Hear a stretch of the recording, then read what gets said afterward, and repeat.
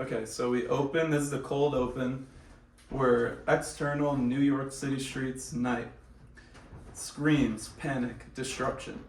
Hiding behind an abandoned car, a man, face covered in dirt and blood, yields a large pipe as his last line of defense against the threat that is facing New York City.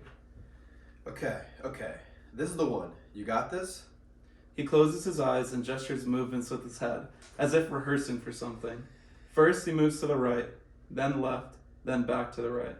You die today, monster. For a lone man about to face whatever caused this destruction, he's awfully confident. He jumps out from behind the car to face a giant monster. All we see is its long, dark foot. It resembles the base of a redwood tree, so big it could take out a truck in one step. The man stands in the street and waits as the monster approaches until he finally hears his cue. From the dark clouds of smoke above, a chunk of rubble half the size of a car comes flying at him. He leaps to his right, successfully dodging the blow.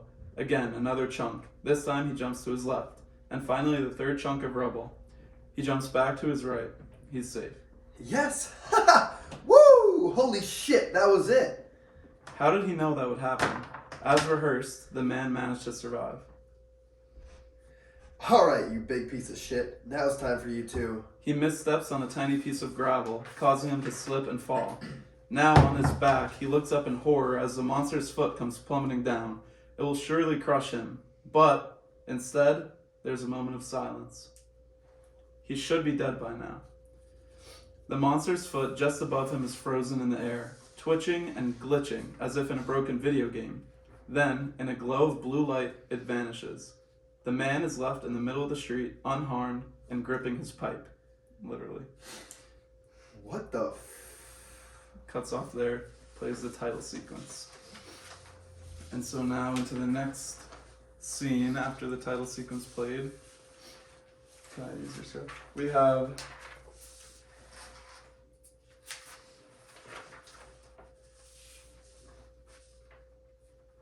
Intro band. Here we go. Yeah, so it's internal Ben and Sarah's bedroom morning. Ben, 37-year-old male, dirty slob, wakes up alone in his bed on a Saturday morning. The sun is shining, the birds are chirping, and Ben is smiling. Ben slides out of bed onto his pile of clothes on the floor. He dismisses the mess that only exists on his side of the room and walks out of the bedroom in his underwear. But his clothes are not the only thing he has forgotten.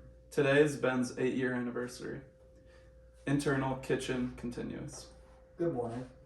Sarah, 35, female, is already in her scrubs and eating breakfast. Good morning, Ben. Ben opens the fridge and begins to search through it. Sarah watches him. What's up? Forgetting something? If you're referring to my clothes, I didn't put them on purpose. Sarah stares at him, disappointed. Ben grabs the milk out of the fridge and starts chugging it straight from the carton. Happy anniversary, Ben.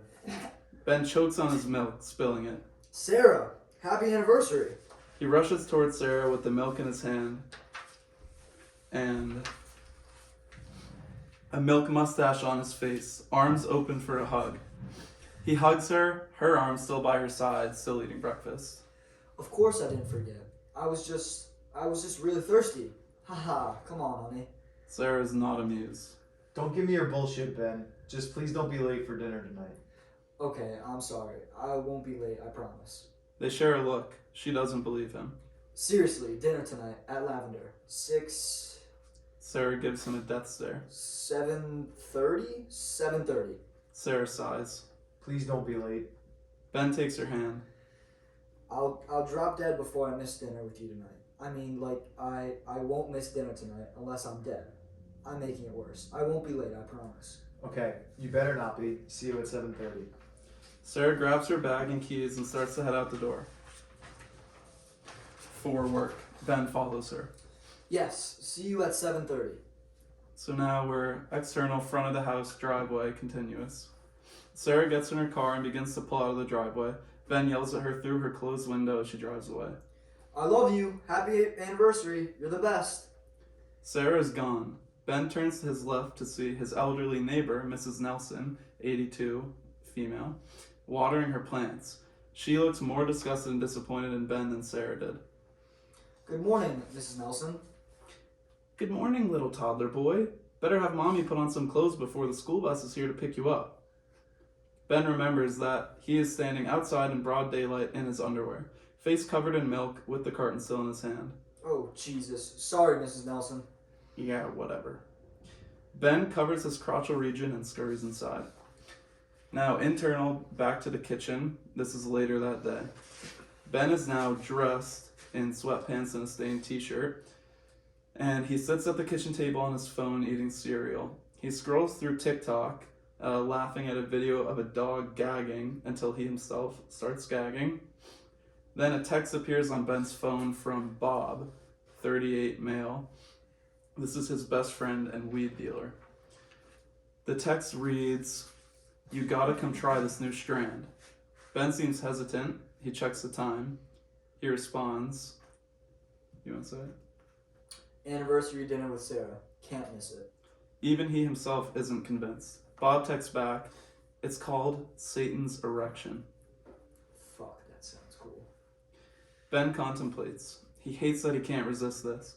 He knows he shouldn't, but he really wants to. Ben texts back. Be there in 5. That's it. I like the last part where it says be there at 5. Yeah, that was actually Matt's idea. Read. No. Oh, wait, no, it's good.